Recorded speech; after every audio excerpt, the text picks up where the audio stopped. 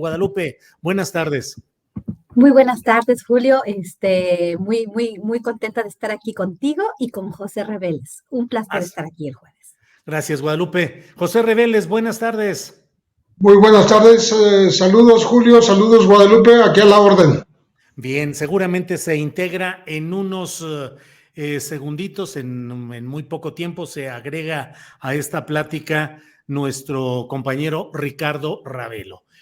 José Reveles, Pepe, ¿qué opinas del tema con tantos detalles, ángulos, circunstancias, como es la resolución de la Suprema? Ya está por aquí Ricardo Ravelo, a quien saludamos de inmediato. Ricardo, buenas tardes. Buenas tardes, es un placer, como siempre, estar aquí en esta mesa. Saludo a Pepe Reveles, a Guadalupe y al público que nos está siguiendo. Gracias.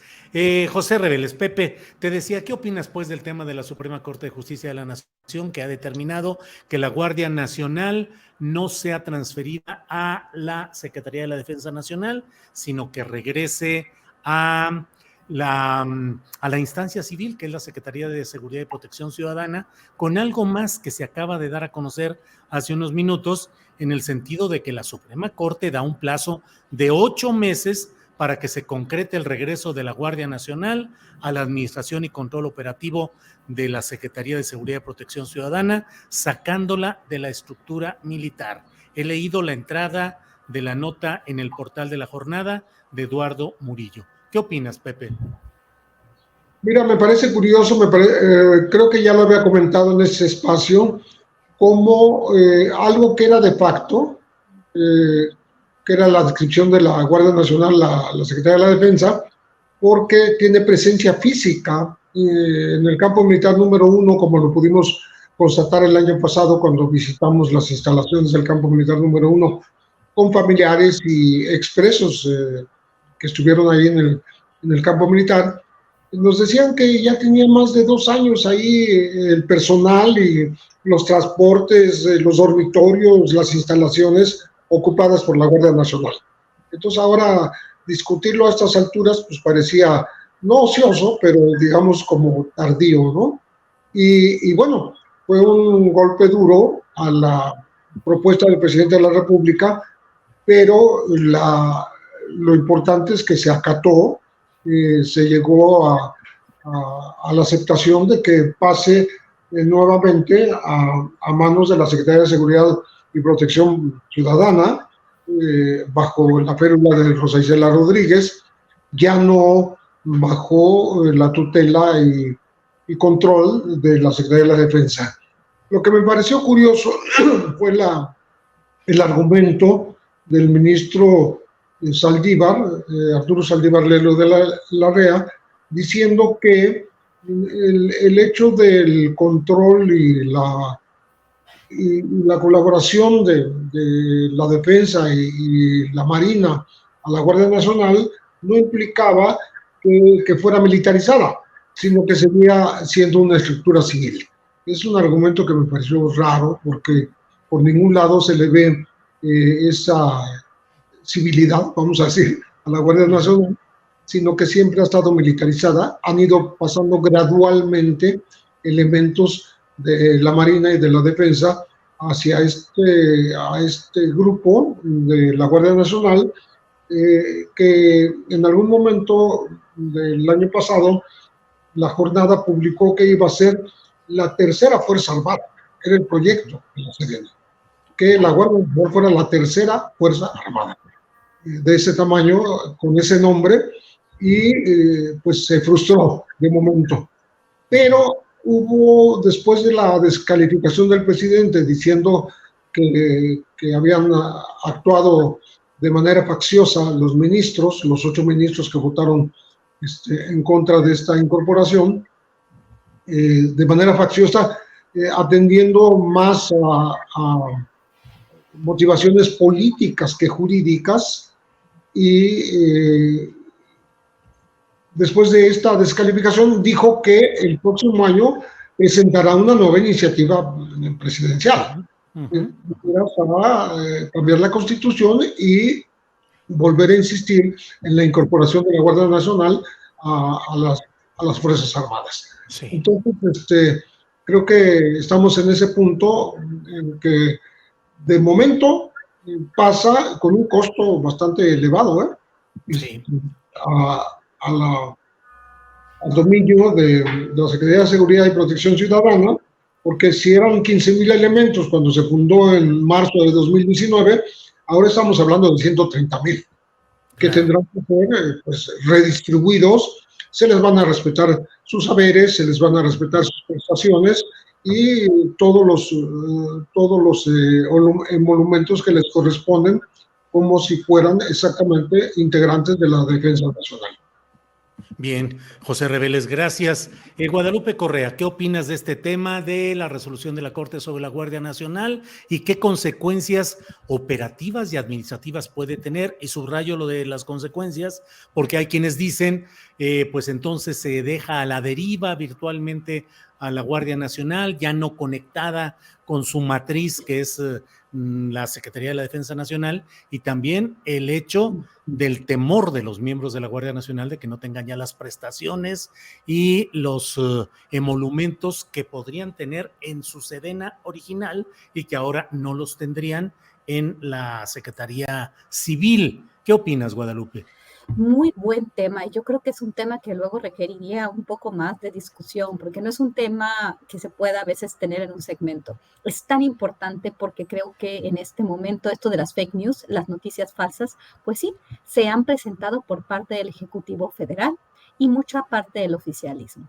En realidad, y en esto hemos sido muy claros, creo que estoy totalmente de acuerdo con José Reveles, he estado de acuerdo con Ricardo Ravelo. Es importante destacar, porque aquí se está aprovechando, ¿no? de la popularidad, del apoyo de un segmento de la población, pues sí, para realmente desinformar.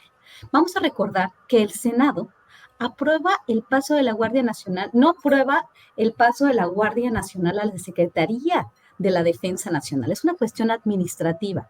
En octubre del 2022 se aprobó hasta el 2028, y esto realmente ahí fue donde dijo que Alito Moreno del PRI, que había traicionado a la alianza opositora. No es cierto, hasta el 2028 en que las Fuerzas Armadas permanecerían realizando las tareas de seguridad pública. Por eso hubo un consenso dentro del Poder Legislativo. Con esto estoy diciendo, porque hay que ser muy consistentes en lo que uno está analizando. No vamos a hablar ni con opinión, ni estar de un lado o del otro de acuerdo a tu perspectiva política. Esto realmente se contuvo en el artículo 5º transitorio. Solamente se aprobó realmente la reforma al artículo transitorio, y esto era muy importante. No vamos a dejar a la población hasta el 2028 a la deriva. Definitivamente no hay policías. Entonces, la Guardia Nacional va a hacer tareas de seguridad pública hasta 2028. Lo que están diciendo muchos miembros del oficialismo de una manera facciosa y desinformando es que esto ya nos va a dejar casi a la deriva. Esto no es cierto. Tienes razón. Los miembros de la Guardia Nacional, como es una policía semimilitarizada o que se quería actuar de forma en que ellos se sintieran más seguros, pero bueno, fue una decisión tomada mal desde el principio. La policía, las tareas de seguridad pública deben de ser de carácter civil y se debe avanzar hacia una reforma en esto. Hasta el 2028 vamos a tener a la Guardia Nacional en las calles. Pero en ese tiempo, en ese plazo, se puede formar una policía de carácter civil como corresponde, como debe ser. El ejército no está hecho para estar en las calles. Ahora, vamos a ver, y aquí el presidente dice que miente la Suprema Corte de Justicia.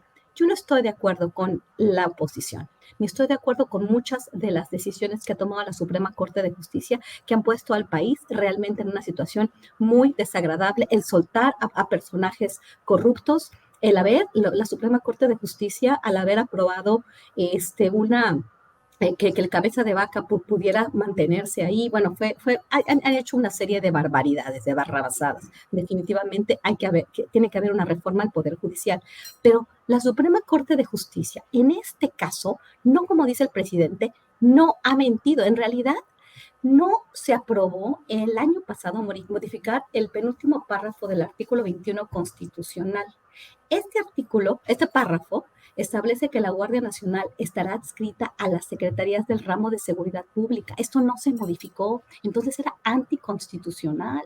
Esta norma sigue vigente, entonces lo que se hizo, y fue una aberración legislativa, como bien me hizo ver, y la voy a reconocer ahorita, Aldir González Morelos, que ella fue la que me precisó esto muy bien y tenemos que precisarlo.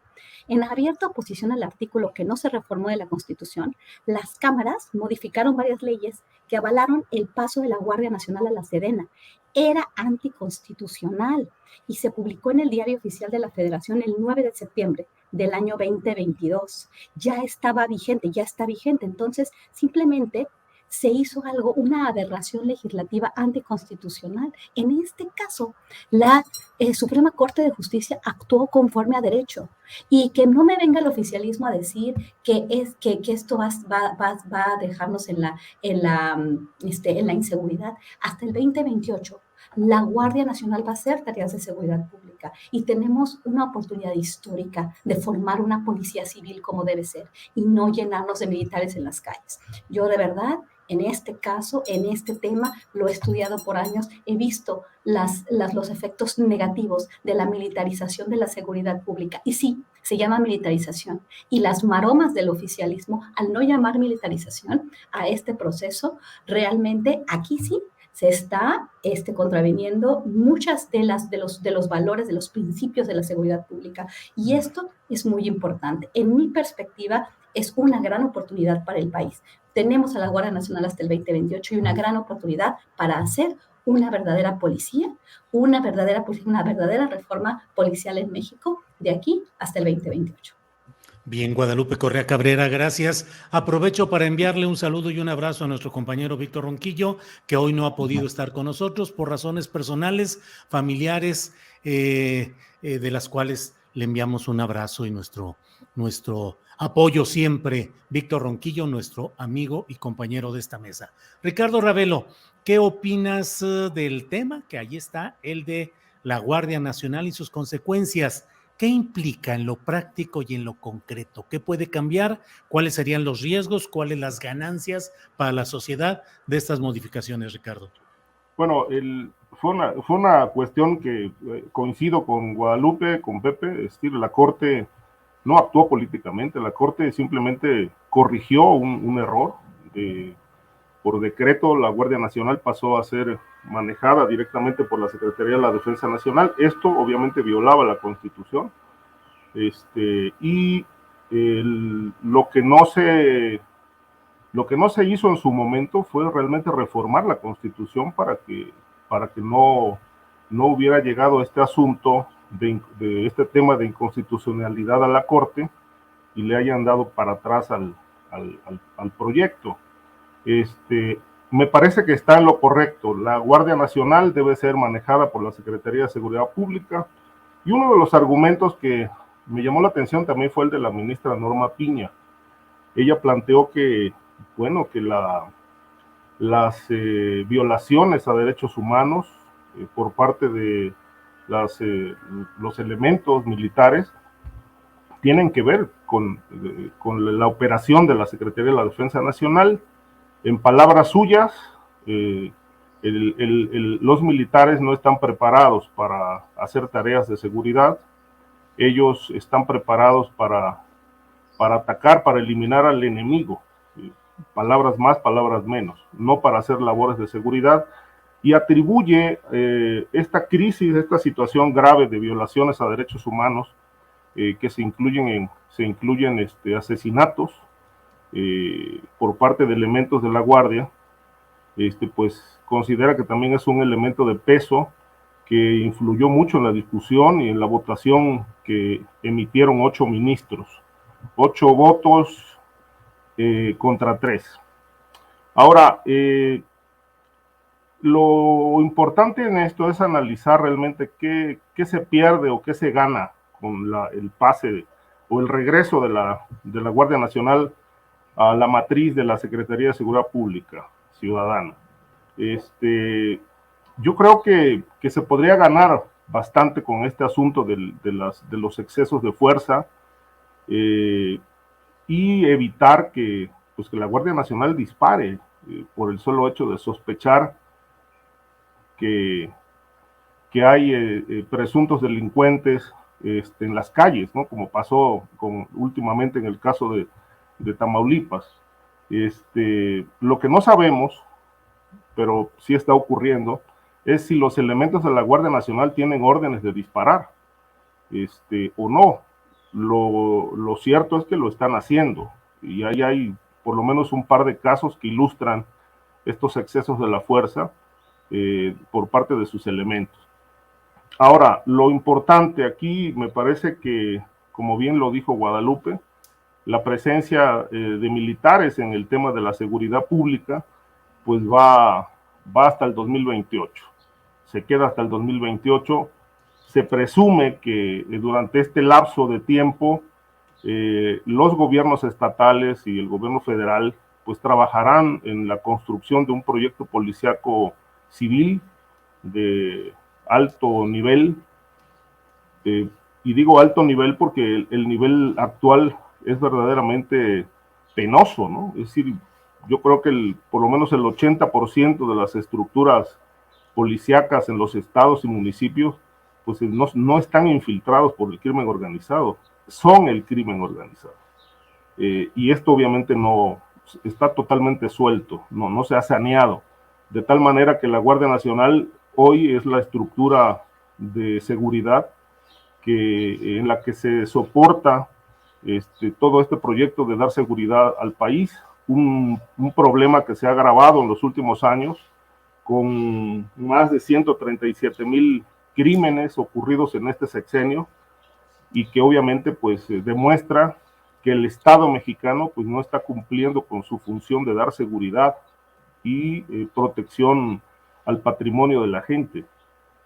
Aquí está fallando el Estado mexicano con esta falta de seguridad, pero también está fallando con estos excesos en el uso de la fuerza por parte de la Guardia Nacional, que yo creo que esto se tendrá que corregir ahora que está en manos de la Secretaría de Seguridad Pública, porque bueno, ahí están documentados muchos excesos de estos elementos, cuyas investigaciones pues hasta ahora no nos dejan del todo convencidos. Sin embargo, creo que este tema de regresarla a la matriz de donde debió estar es un buen paso, y esperemos que haya también soluciones al tema de la violación a derechos humanos por parte de estos efectivos. Bien, Ricardo. Pepe Reveles, el presidente de la República ha dicho que el general en retiro David Córdoba Campos quedará al frente de la Guardia Nacional. En la Secretaría de Seguridad y Protección Ciudadana a cargo de Rosa Isela Rodríguez está como subsecretario Luis Rodríguez Bucio, que fue el comandante fundador de la propia Guardia Nacional. Es decir, en el fondo se mantiene el mismo esquema operativo militar de la Guardia Nacional. Es una violación a lo que ha indicado la Corte, es legítimo y se vale pues en términos operativos esto. ¿Qué cambia y qué está bien y qué está mal en este planteamiento, Pepe? Bueno, me parece que lo que hizo el presidente puede salvar lo salvable. Es decir, vamos a acatar la decisión de que estructuralmente, administrativamente, no sea la defensa quien tenga a su cargo la Guardia Nacional, pero pues vamos a conservar las cosas operativas como están. No vamos a hacer un cambio, porque eso implicaría cambiarle la mentalidad y las órdenes al propio general encargado, ¿no? Que ahora va a coincidir, como tú dices, ¿no? Con el anterior director de la Guardia Nacional. Entonces ahí vamos a tener dos cabezas pensando en lo mismo, ¿no? Pensando en lo mismo de la forma antigua. Una forma novedosa. No creo que de pronto la secretaria Rosa Isela les diga, ¿saben qué? Ustedes operaban de esta manera y ahora van a empezar a operar con otra mentalidad y con otros objetivos. Yo les voy a decir cómo hay que operar. Creo que no es el caso. Me parece que es un retorno, vamos a decir, del hijo pródigo a los fueros civiles, pero con la misma mentalidad, porque no hay que olvidar que los elementos de la Guardia Nacional, en muy buena medida, en una gran mayoría, provienen de filas de filas militares y de la Marina. Por tanto, no solo va a costar mucho dinero, va a costar mucho tiempo, va a costar mucho trabajo hacer el traslape otra vez, el traslado administrativo, sino también estamos hablando de una mentalidad que tiene que irse modelando poco a poco, de tal manera que a la larga pudiera ser aquella vieja policía con preparación, con aprobación de los exámenes de confianza, con el respeto a los protocolos del uso de la fuerza, etcétera, que alguna vez teóricamente planteó Genaro García Luna, pero que nunca triunfó su idea y que se discutió mucho en el Senado. Entonces, creo que es un salvar lo que se puede, es un decir, la estructura se respeta como lo está ordenando la Suprema Corte, pero vamos a seguir operando de la manera en que estaba operando inicialmente la Guardia Nacional. Así lo veo yo. Bien, José, gracias. En Guadalupe hay una serie de acciones que el propio presidente de la República ha denunciado: espionaje del Pentágono, filtraciones informativas desde la DEA. Pareciera que hay pues un choque de opiniones y opiniones muy duras del presidente de la República respecto a este tema, que dice que le van a llevar a cerrar la puerta, digamos, a los temas delicados de la Secretaría de la Defensa Nacional y de la Secretaría de la Marina. ¿Qué opinas sobre ello, Guadalupe? Tú. Claro, bueno, a mí me parece muy importante y me pareciera muy pues conveniente, vamos, ¿no? Estados Unidos siempre ha presionado a México en todos los temas de cooperación antinarcóticos, su propia agenda de seguridad nos la ha impuesto, no solamente a México, a Colombia, al resto del continente. Creo que en temas de espionaje, en temas de pues quedarse con la información, obtenerla, no darla, el caso de Salvador Cienfuegos y el caso de Genaro García Luna. Hay que ser bien objetivos en esto. Se han utilizado para presionar a México para reconstruir la narrativa de los carteles mexicanos, presionar para que se militarice para ellos su actitud con México y para que ellos puedan manejar una estrategia electoral, electorera y quizás efectiva si algún grupo político llega a los Estados Unidos. Estoy hablando del ala trumpista, del ala maga, inclusive del Partido Republicano y quizás también algunos elementos del Partido Demócrata. Creo que estas puntualizaciones del presidente son particularmente importantes porque en este momento el discurso en Washington es todo sobre México. México, el presidente de México está atentando contra la democracia, una visión muy de élite, una visión muy limitada, en la cual Estados Unidos pareciera ser como siempre, ¿no? Las agencias que también tienen bastantes problemas, y vamos a hablar de esto en el tema de la DEA, no es la primera vez ni la última. En estos últimos tiempos nos hemos enterado de más de los escándalos, de las corruptelas al interior del influyentismo, al interior de las agencias estadounidenses, donde también se cuecen las habas, ¿no? Como si ellos pudieran hablar de quiénes somos nosotros cuando ellos también cometen espionaje. El New York Times habla del espionaje que supuestamente empezó con García Luna y se continúa haciendo. El New York Times, el Washington Post, medios que se han utilizado para ejercer una política imperialista, medios del imperio, medios mainstream. Entonces creo que en este caso las declaraciones del presidente son muy justas, son muy pertinentes, porque ponen el dedo en la llaga en un momento en el cual Estados Unidos está a punto de tener unas elecciones donde quién va a ser el puerquito o la piñata, México. Entonces me parece pertinente que México ponga este tema en la mesa y que discuta en su espacio estos temas de lo militar. La Guardia Nacional, la seguridad pública en México, la seguridad nacional, porque sí tenemos problemas, sí realmente el ejército es importante cuando llegan paramilitares que no sabemos de dónde vienen, y aquí es importante. Aquí es importante ver por qué el ejército tiene que estar resolviendo los problemas de seguridad nacional. ¿Quiénes son los criminales paramilitares y de dónde vienen estos agentes externos? Donde aquí sí es importante, pero para resolver los problemas de seguridad pública creo que el tema debe ser civil y que no nos presionen otros países y que no ejerzan tipos de presión ni espionaje, y por esto creo que el presidente es muy acertado en lo que está haciendo. Bien, Guadalupe, gracias. Ricardo Ravelo, uno de los señalamientos que están muy presentes en el debate público sobre la Guardia Nacional habla de lo que el propio presidente de la República ha señalado, que con estos cambios o modificaciones en cuanto a la adscripción administrativa de la Guardia Nacional, pues podemos quedarnos para reproducir los esquemas de la Policía Federal y de García Luna. Y lo que pregunto, Ricardo, no tenemos ninguna expectativa, plan ni propuesta a mediano, corto ni largo plazo para crear una policía civil eficaz y efectiva, hasta donde veo, Ricardo.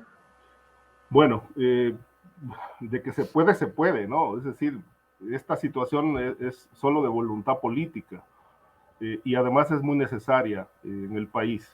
La Policía Federal, obviamente, bueno, es el resultado de un largo proceso de corrupción, de desatenciones, de cambios mal logrados, y obviamente, bueno, pues bajo la tutela de un personaje como Genaro García Luna, pues que terminó ligado al crimen organizado. Entonces, bueno, con una cabeza criminal, pues es imposible construir un proyecto sano de seguridad para el país. Yo creo que están dadas las condiciones para construir un proyecto policíaco de buen nivel, de alto nivel en todo el país y a nivel de los estados. Esta situación se abandonó, es decir, por ejemplo, mira, desde 1997 que se creó el Sistema Nacional de Seguridad Pública, todavía con Ernesto Zedillo, Jesús Murillo Caram era subsecretario de Seguridad Pública. Esto dependía de la Secretaría de Gobernación. Desde aquel momento se habló de construir un proyecto policiaco que se estuviera revisando periódicamente para evitar que cayera en manos de la delincuencia o fuera infiltrado. Y obviamente desde entonces, incluso, bueno, ya la historia anterior la conocemos, ¿no? La vieja estructura de la Dirección Federal de Seguridad, el Servicio Secreto, la DIP, en fin, una serie de estructuras que terminaron viciadas, pero hasta hoy es una situación que no se ha corregido. Es decir, el único proyecto que se construyó, que no es perfecto, pero que está funcionando a medias, es la Guardia Nacional. Fuera de eso, pues la Policía Federal pues era una ala criminal al servicio de los cárteles. La Guardia Nacional nace en un proyecto, como un proyecto diferente, con un gobierno que piensa diferente, por lo menos se estructuró pensando en que era necesario detener al crimen organizado. Esto no se ha logrado, pero si las cosas están del color que están actualmente, con todo y Guardia Nacional, pues no me quiero imaginar cómo estarían sin Guardia Nacional, con Policía Federal.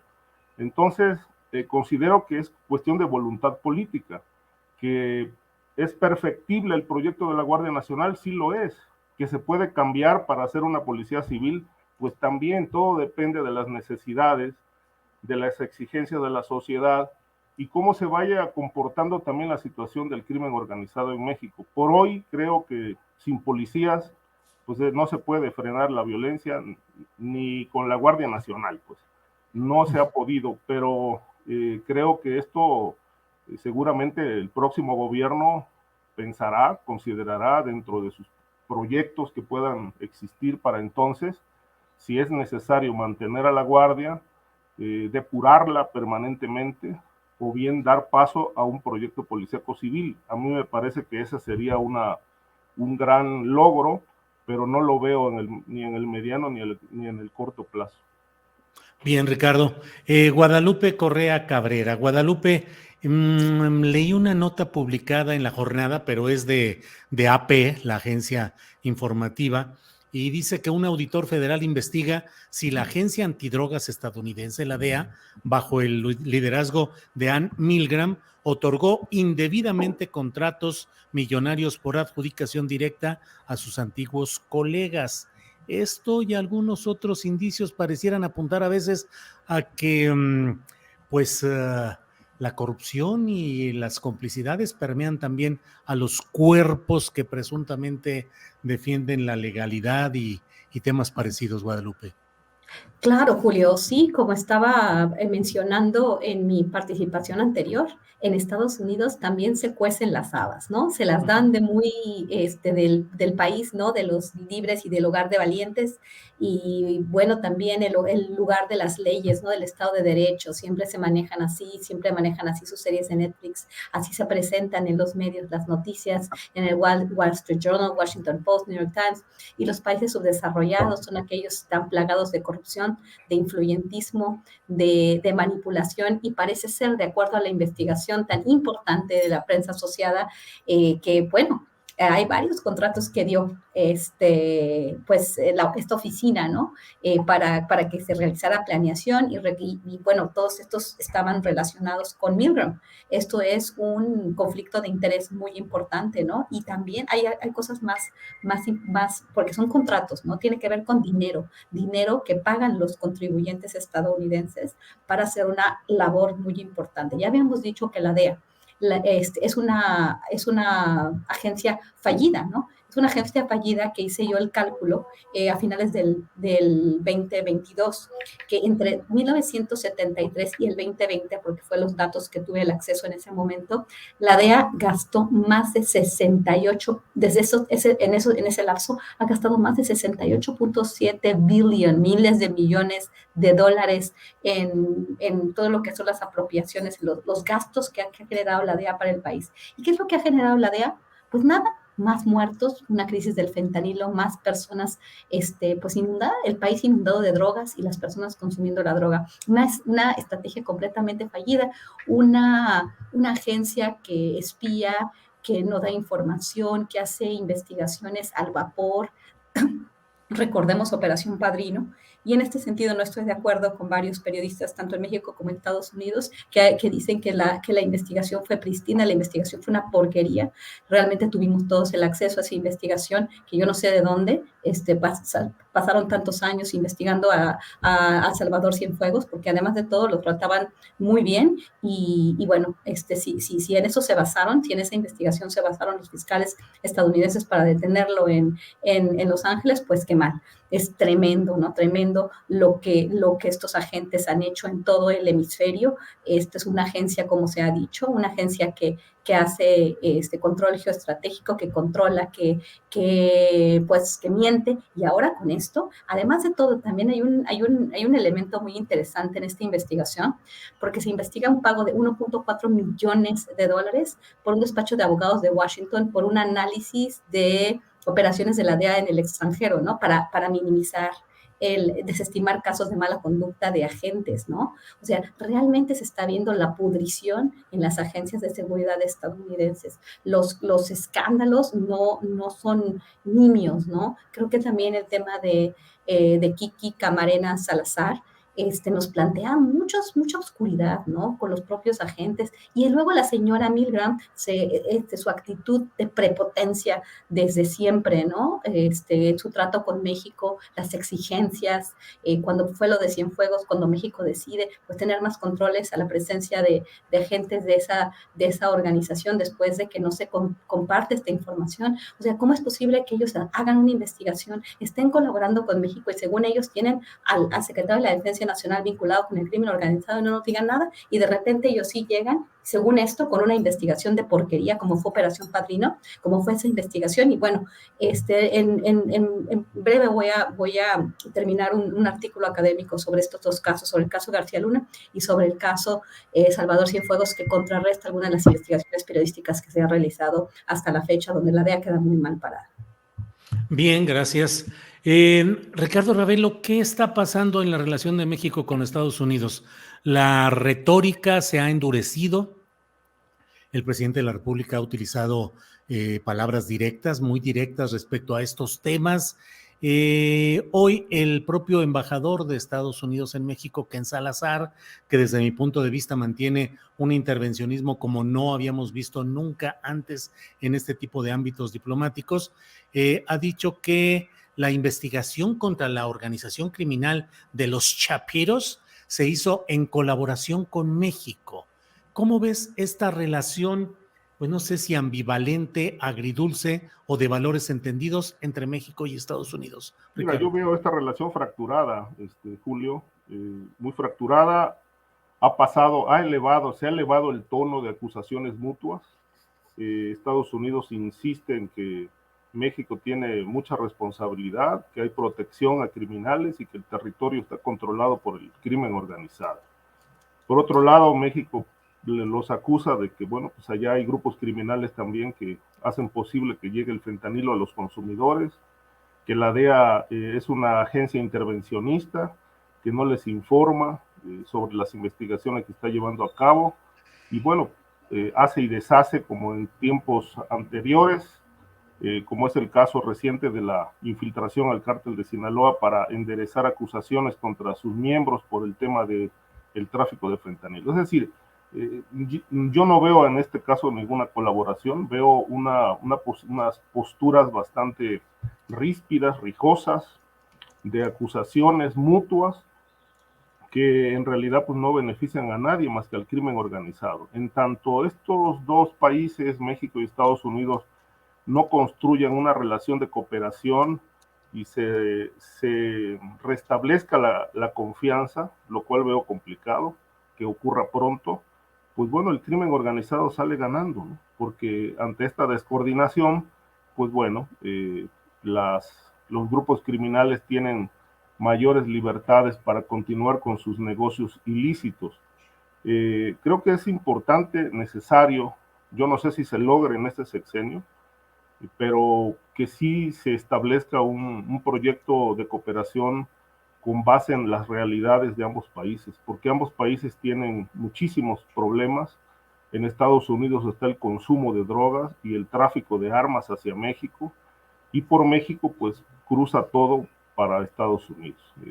Además de la actividad, la narcodinámica que tiene el país con su violencia, que no se ha resuelto todavía, no obstante que es una de los elementos centrales del proyecto gubernamental actual, pues bueno, no se ha logrado esto, y yo creo que es muy necesaria la cooperación en muchos aspectos, en el tema del armamento, el combate al lavado de dinero, el tema de la violencia y el tráfico de drogas hacia Estados Unidos, que les preocupa muchísimo porque en buena medida tienen razón. Es decir, si México no aprieta las tuercas de la seguridad para frenar a los grupos criminales, pues este movimiento de drogas hacia Estados Unidos será imparable. Pero ellos tienen que hacer su parte también. Es decir, no se vale solamente acusar al país, al gobierno de supuestos vínculos de protección. No, bueno, el asunto es qué vamos a hacer ambos, porque es un problema de ambos países. ¿Qué vamos a hacer y cómo vamos a entrarle a este asunto? No se trata de invasiones ni de declarar a los grupos criminales como organizaciones terroristas para dar pie a una intervención de Estados Unidos. No, se trata de ponerse de acuerdo en un proyecto serio de combate al crimen organizado. Ahora, en el tema de los chapitos, sí sorprende lo que dice Ken Salazar, porque lo que se conoció a través de la información pública y por parte del presidente de la República, Andrés Manuel López Obrador, es que la DEA llegó y se infiltró en el grupo sinaloense, hizo investigaciones y no les informó absolutamente nada al gobierno mexicano. Entiendo que este acuerdo se estableció poco después de que el gobierno reformó la Ley de Seguridad Nacional, es decir, después del caso Cienfuegos vino esta crisis de cuestionamientos con la DEA, redujeron el número de agentes y los limitaron a que, bueno, si necesitan portar armas, le tienen que solicitar permiso a la Sedena, tenían que informar con cierta periodicidad sobre las investigaciones. Esto fue parte de un acuerdo, y si no se hizo, realmente pues aquí sí se violó un acuerdo por parte de los agentes de la DEA, por parte de la DEA. Ahora, es entendible también que la DEA no les informe. Si hay desconfianzas, pues esto realmente está teniendo un peso bastante fuerte sobre las relaciones. Si no le informaron al presidente o a la Sedena o a la autoridad correspondiente, es porque los niveles de confianza están totalmente rotos. Entonces, para poder establecer una cooperación verdaderamente de buen nivel, pues hay que empezar por lo central, reconstruir la confianza mutua, lo cual no va a ser ni fácil ni pronto. Bien, Ricardo, gracias.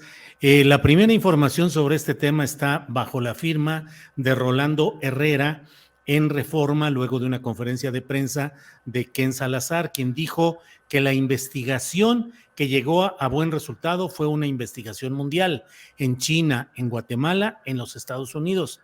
Los esfuerzos fueron grandes, entonces los detalles de las operaciones, de cómo ocurrieron, es lo de menos. El resultado es que personas delincuentes muy malas ya están en proceso.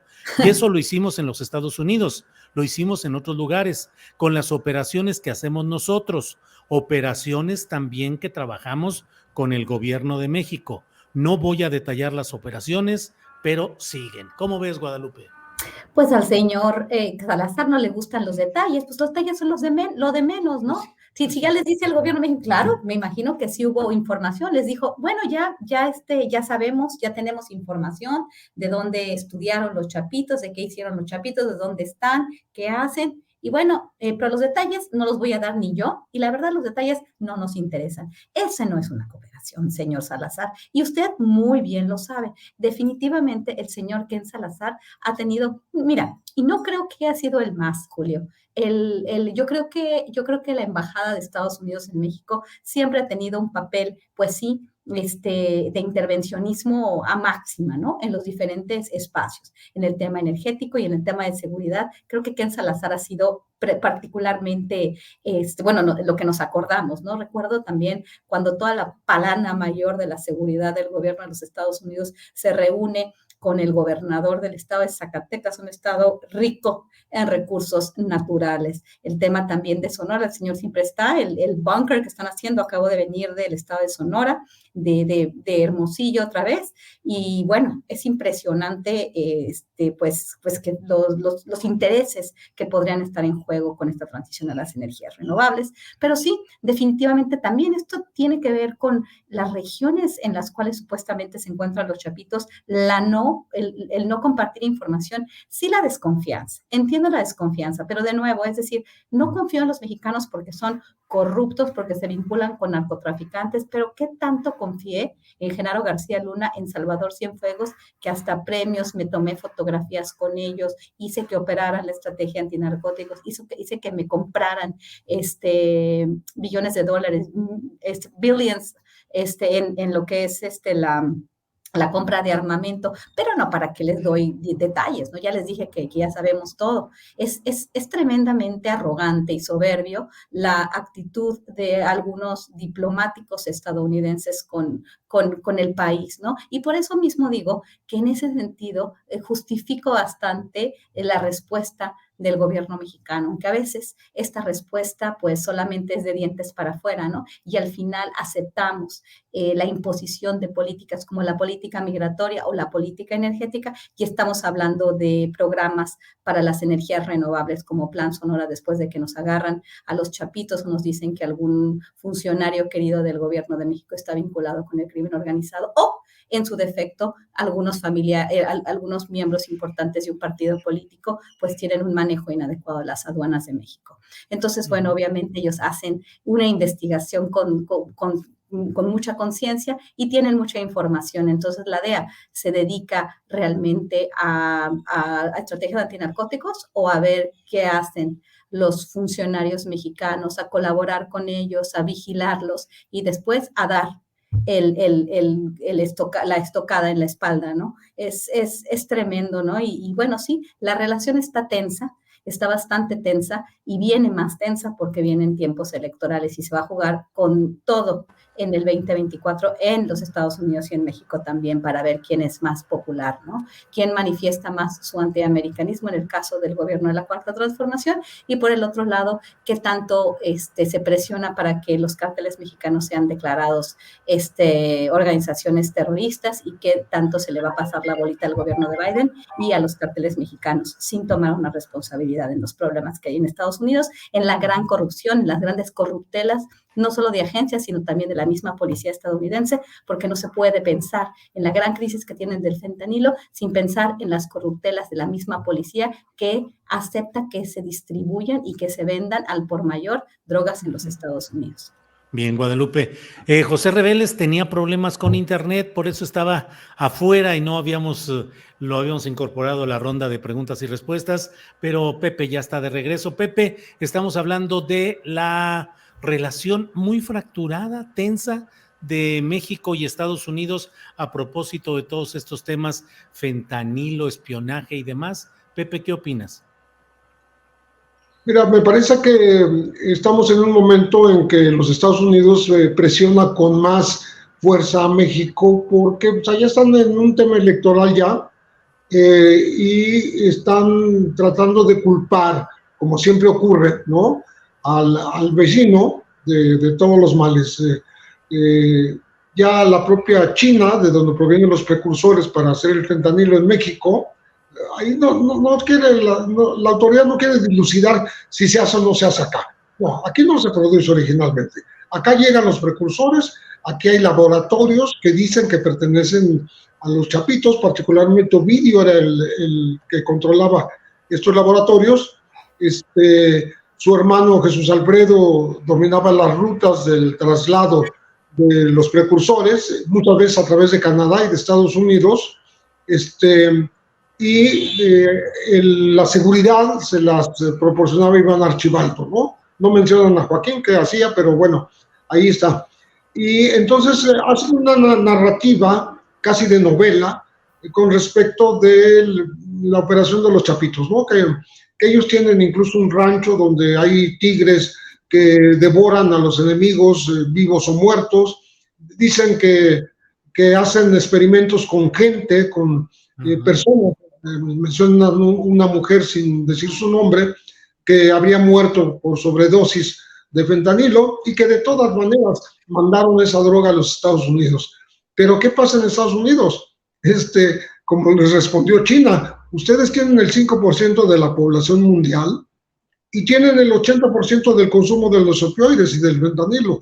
Entonces, ¿a qué vienen a alegar en contra de China, que proporciona los precursores, dicen ustedes, y México, que dicen que elabora la droga final, las pastillas, ¿no?, o el polvo? Y ustedes, ¿por qué no hacen su tarea? ¿Por qué no solucionan el problema de las adicciones en Estados Unidos? Creo que China tiene razón. Entonces, de ahí derivan muchas cosas que tienen que ver con la relación México-Estados Unidos, porque al mismo tiempo el gobierno mexicano dice, bueno, ¿y qué hace aquí la DEA espiando a los, así sean los traficantes, ¿no?, los hijos del Chapo Guzmán? Entonces, creo que la coyuntura política de los Estados Unidos propicia que estén tratando de presionar a México con el tema del fentanilo. Ya lo había mencionado por su nombre Joe Biden cuando estuvo en esta reunión trilateral junto con Trudeau y con Andrés Manuel López Obrador, y ahora digamos, tienen puesta la mira en este tráfico de la sustancia más dañina, peligrosa, mortal de toda la historia, ¿no? Está generando una crisis internacional, pero en el reparto de las culpas ya no son parejos, ¿no? Ya no quieren aceptar ninguna culpa, solamente del Río Bravo para abajo y los precursores desde la lejana Asia. Entonces, creo que va a seguir así la cosa hasta que no sean, creo que ese es el tema central, hasta que no sean deportados, extraditados los chapitos. En este caso solamente Ovidio está capturado, pero hacer la lucha para que sean capturados Iván Archibaldo, Jesús Alfredo y Joaquín, para después mandarlos a Estados Unidos, donde ya se dijo que les van a dar cadena perpetua sin vuelta atrás. O sea, casi lo están diciendo antes de que sean enjuiciados. Entonces, estamos hablando de este tipo de ofensivas, de este tipo de embestida, de las que suele hacer la potencia. Bien, gracias, José. Bueno, pues son las 2 de la tarde. Sí, Guadalupe, adelante con tu micrófono, por favor. Sí, rápido. Es que escuchando lo que dice José Reveles me parece bien interesante, ¿no? Cómo los estadounidenses dicen que los chapitos y que empieza Marco Bicentenario, que me parece un documento bien interesante, pero no pone ningún dinero y no asigna ningún presupuesto. Pero sí, lo primero que hace la DEA es mandar las recompensas a los chapitos. Ya investigaron. ¿Pero de qué se va a terminar? ¿Se va a terminar su crisis del fentanilo cuando hay tanto consumidor en los Estados Unidos? Me parece tremendo esta pantomima, ¿no? Que los chapitos, que los hijos del Chapo, que son los malos. Por favor, señores, ¿cómo vamos a creer que estos muchachitos están poniendo en jaque a la economía estadounidense, al país? Por favor, háganse cargo, ¿no? De sus adicciones, háganse cargo de sus problemas. Bien, Guadalupe. Vamos con el turno de los postrecitos. Ricardo Ravelo, postrecito, por favor.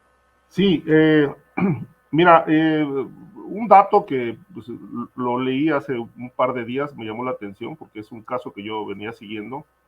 El martes 18 en Tequisquiapan, Querétaro, un comando pues fuertemente armado irrumpió en un rancho llamado Los Seis Hermanos, y ejecutó a 6 personas. En ese rancho en Querétaro vivía un narcotraficante pues muy protegido y peligroso del Estado de México, llamado Álvaro Sánchez Sánchez, cabeza, según la Fiscalía Mexiquense, de la célula criminal Los Hermanos Sánchez. Ahí también falleció en ese tiroteo la esposa, Orfelina Rebollar, y 3 familiares más. Entiendo que esto, bueno, se dio a conocer apenas ayer oficialmente por la Fiscalía de Querétaro. Lo que quería subrayar en este asunto es que este personaje, de acuerdo con informes mexicanos, o sea, de las autoridades mexicanas, movía 1 tonelada semanal de cocaína a Estados Unidos en tractocamiones que entraban a Texas y salían con armas y dinero. Operaba con aviones en el aeropuerto de Querétaro, Puebla, también en Veracruz, tiene 3 o 4 ranchos con pistas de aterrizaje, y por lo menos se habla de una vinculación con 10 o 12 fiscalías de los estados, a cuyos titulares les pagaba más o menos como cerca de $100,000 mensuales por protección y por facilitar las actividades de tráfico de cocaína y de fentanilo. Entonces, pues es una historia interesante porque en ese rancho, que ya lo aseguraron ayer o antier, encontraron laboratorios de fentanilo y más o menos unas 5,000 cabezas de ganado que pues adquirió en 2 años. Vaya. Ricardo, gracias. José Reveles, por favor, postrecito, el tema que desees agregar. Bien, pues me parece, no sé si se abordó en otro momento, me perdí un poco aquí en el internet, pero está circulando un dato comparativo con respecto de los gastos del señor secretario de la Defensa en sus viajes. Y hacen un comparativo muy curioso, diciendo que uno de los funcionarios mejor pagados, que es Lorenzo Córdoba, después de varios años de estar en el Instituto Nacional Electoral, se fue con 1.9 millones de pesos a su casa, o sea, se retiró con ese monto. Pero en unos cuantos días, en unas pocas horas, vamos a decir, en unos pocos días, el general secretario Crescencio Sandoval se gastó 2.5 millones en un viaje con su familia y sus ayudantes en Italia.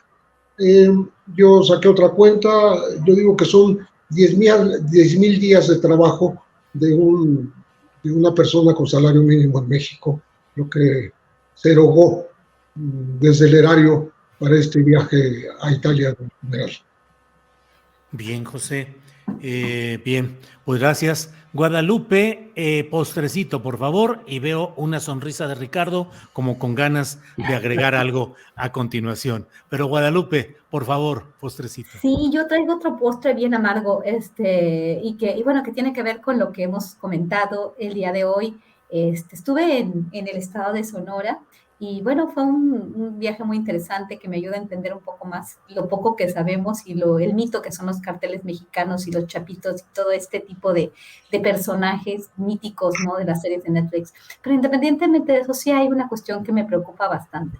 El caso del consumo interno de drogas, el caso de las metanfetaminas, de los trabajadores que van, por ejemplo, a los campos de siembra de espárragos, los reportes que pude obtener de las personas que viven ahí y el tema también del fentanilo. Tuve la oportunidad de estar viajando y llegué a la ciudad de Nogales en una noche, y esa noche para pasar la frontera del otro lado y luego ir hacia Tucson. Fue muy interesante ver y platicar con el taxista, donde ya nos decía, es que la crisis del fentanilo ya está aquí en México. Aquí en Nogales hay muchas personas y las vimos, ¿no? En la noche muchas personas estaban saliendo. Obviamente conozco bien la frontera, las ciudades fronterizas siempre han sido ciudades complicadas en ese sentido, mucho adicto, porque han sido deportados por muchas cuestiones. Las fronteras son así, pero de acuerdo a varias personas con las que platicamos, pues el tema de la adicción a nivel interno también es muy importante, ¿no? Estamos hablando de la crisis del fentanilo estadounidense, sí, y hacemos un hincapié muy importante, pero estoy viendo las cosas se pueden poner muy graves en México también. También tenemos una situación que para algunos es muy, muy buena, están cambiando las cosas, pero para muchas personas no necesariamente tanto, y viven una situación en la cual pues no más que las drogas piensan que eso les va a salvar, ¿no? Pero sí, la escena en la noche fue fea, ¿no? Fue preocupante por el supuesto control de algunos productos por parte del crimen organizado. Ya no sabemos ni qué son, eso de los chapitos, no sé qué tanto, pues mítica idea de los narcotraficantes juniors, pero en realidad sí hay control por parte de algunos mercados en las ciudades fronterizas y en otras regiones del país, que debemos de analizar más allá de que si el pasado, de que si Calderón o de que si el presidente de México en su transformación, sí hay espacios de mucha problemática vinculada al tema de las drogas dentro del país. Bien, Guadalupe. Ricardo Ravelo, lo que esa sonrisa delataba, por favor, exponlo. Sí, bueno, me reí por lo que comentó Pepe, en realidad, pues, y además me causó risa esto a partir también de lo que comentó el presidente sobre los viajes del secretario de la Defensa, ¿no? O sea, un funcionario que pues ha viajado más que el propio presidente, con un séquito de personas ahí con él, médicos, etcétera, traductores, en aviones del ejército, pero dice el presidente que no pasa nada. O sea, ¿cuál problema? No hay problema. Lo cual me dio risa porque pues queda claro que pues en este país no pasa nada, y cuando pasa, pues tampoco pasa nada. Bien, Ricardo. Pues Pepe, Guadalupe, Ricardo, gracias. Guadalupe Correa, gracias por esta ocasión. Muchísimas gracias, Julio. Que les vaya muy bien a todos ustedes, Julio, Pepe y Ricardo Ravelo. Me quedo con la impresión de que este tema nos dejó sonrientes irónicamente a muchos. Pero bueno, Guadalupe, gracias. Pepe Reveles, gracias y buenas tardes. Saludos, Guadalupe, Ricardo, Julio, sí. Muy amable. Buenas tardes. Buenas tardes. Ricardo, gracias y buenas tardes. Buenas tardes, gracias, Julio, gracias por esta oportunidad. Un saludo a Pepe, a Guadalupe, pasen buen fin de semana a todos. Y saludo a Víctor Ronquillo, saludo y abrazo a nuestro compañero. Un fuerte abrazo también para él. Muy bien, a nuestro amigo. Hasta luego. Así es.